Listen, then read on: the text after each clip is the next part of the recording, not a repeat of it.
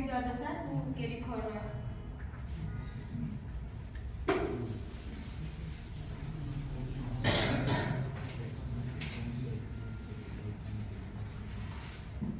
Thank you, Suprabha. A very good afternoon to one and all present over here. My name is Dwadashaneetya Ghadai and I am an MHA student. So today I am going to talk about the properties of mean. Then first of all, I would like to begin by highlighting the important properties of mean, and then I will talk about the advantages and limitations of mean. So let us first begin by studying the important properties of mean. Properties of mean. So the first property of mean says that the sum of the deviation of a given set of individual observations from the arithmetic mean is always 0. So symbolically, summation of x minus x bar is equal to 0. So simply, if we obtain the deviation from the arithmetic mean and add all those deviations, then the value will be always equal to 0. So let us understand this with one example. So for example, here we have a series x with values 5, 6, 7, 8, 9, 10 and 11. So first we will find the arithmetic mean. So summation of x by n. So 56 by 7 is equal to 8.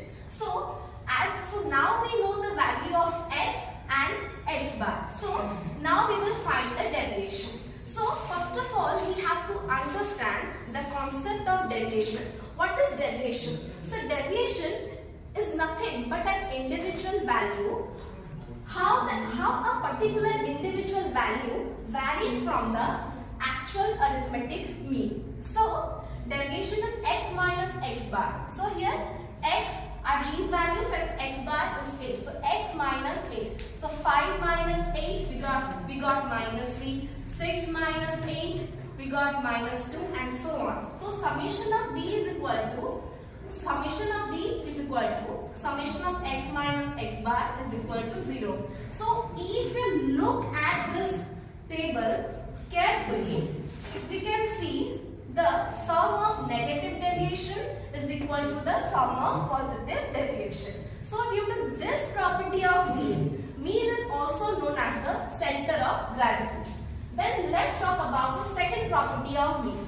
So the second property of mean says that the sum of squares of deviations of a set of observations is the minimum when deviations are taken from the arithmetic mean. So let us understand this property with one example. Sorry. So here we have a series x. So the arithmetic mean for this series is it's 330 divided by, there are total 5 observations. So 66. So we already know how to find deviation. So x minus x bar.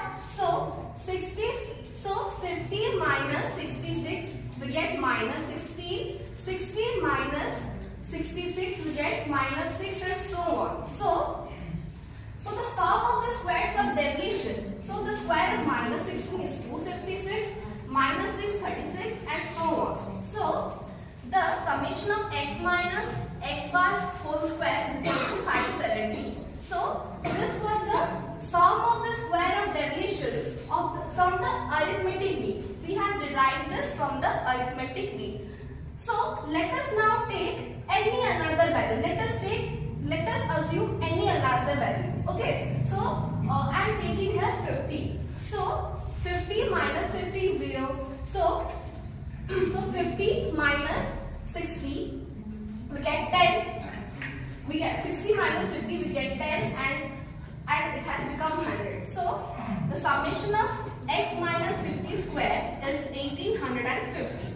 So 570 is less than 1850. So hence it is proved that the sum of the squares of deviation is the minimum when the deviations are taken from the arithmetic mean. 570 is less than 1850. Okay. Can you please switch the next slide? So the third property says that if each value of the or decreased or multiplied or divided by constant k, the arithmetic mean also increases or decreases or multiplied divided by the same constant. Let's understand this with one example. So here we have series x 10, 20, 30, 40, 50. So the arithmetic mean for this series is 30. 150 divided by 5 as we have 5 number of observations. So arithmetic mean is 30. So if the variable x is increased, okay. So let the constant k here be 2, okay. Let us assume the constant here be plus 2, be 2, okay. So x plus 2, 10 becomes 12, 20 plus 2, 22 and so on, and as a result the sum has also increased. From 150 it has increased to 160, from 30 it has increased to 32. So hence it is proved that when the variable is increased, decreased or multiplied, the arithmetic mean gets increased, decreased or gets affected by the same value. Please move on to the next slide.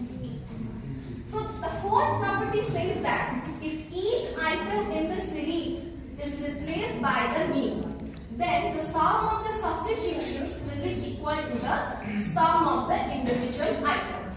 So basically, so this is a series, okay. So 3 plus 8 plus 4, we get 15 divided by 3, 5. So if we replace the mean with this original observations, that is 3 becomes 5, 8 gets replaced with 5, 4 gets replaced with 5, then again we have 15 divided by 3, again 5. So the sum of individual items is equal to the sum of the substitutions. Please move on. So the last property says that if we are given we have already studied this property. If we are given the arithmetic mean and number of items of 2 or more groups, we can compute the combined average of these groups by applying the following formula. x12 bar is equal to n1 x1 bar plus n2 x2 bar divided by n1 plus n2. So here x1 is the arithmetic mean of the first group, x1 is the arithmetic mean of the first group, n1 is the number of observations of the first group, and x2 bar is the arithmetic mean of the second group, and n2 is the arithmetic mean of number of observations of the first group. So now let's talk about the merits or advantages of mean. So arithmetic mean is easy to understand and calculate. It requires only the basic, it is easy to understand and it is easy to calculate, as it requires only the basic concepts of addition and division. So the second merit is it has a rigid definition. So what is a rigid definition? That is, the definition is stable. The definition doesn't changes. There is no scope for estimated values. There is no, everyone gets the same value.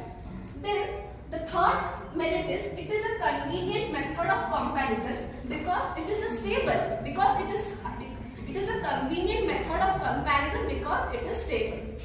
So algebraic treatment. So arithmetic mean is further capable of mathematical or algebraic treatment. For example, it helps in calculating the mean deviation and standard deviation further.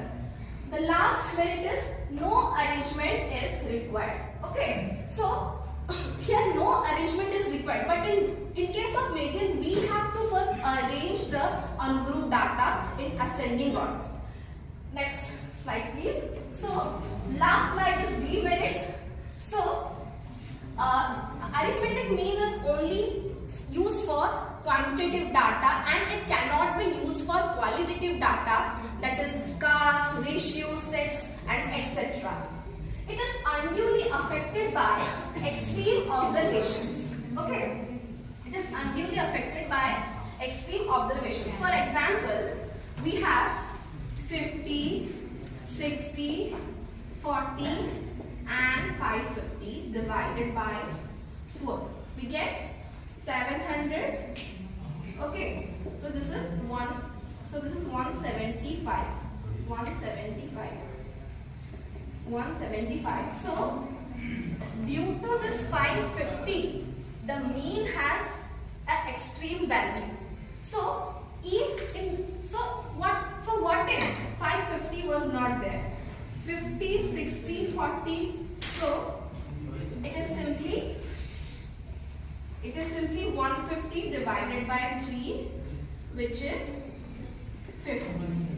So here 550 is the extreme value due to which the mean has got affected. So hence prove that it unduly gets affected by the extreme observations. So next demerit is it can't be calculated in the presence of open-end classes. Yes, it can't be calculated in the presence of open-end classes. To calculate the mean, we have to convert the open-end classes into closed-end classes. So what is the open-end class then? So open-end class is nothing but the class where the lower limit is not justified of the first class interval and the upper limit of the last class interval is not justified, or both are not justified. So it can't be determined graphically. So arithmetic mean can't be determined graphically, but median is determined through OGs and mode is determined through histogram. So last observation, the demerit is it may not be an observation in the data. So it is necessarily not required that it has to be an observation in the data. Okay. For example, here the mean is 175. There is no 175 in the series of observations. But when we took this, we have 50. We have already 50 in the observations. So that's all what I wanted to say about the properties of mean, along with the advantages and limitations. Now the session is open for discussion.